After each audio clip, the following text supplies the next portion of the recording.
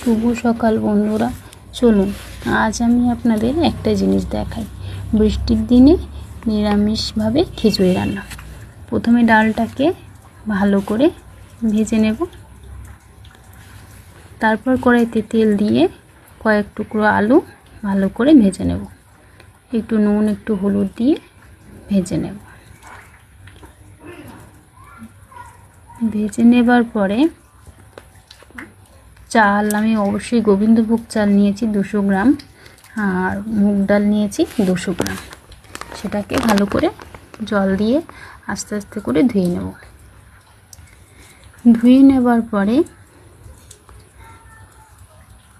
যেই আলু ভেজে যে তেলটা ছিল সেই তেলটার মধ্যে আমি গোটা জিরে, তেজপাতা আর কয়েক টুকরো কাঁচা লঙ্কা দিয়ে দেব। দিয়ে ভালো করে নাড়াচাড়া করে ডাল আর চালটা দিয়ে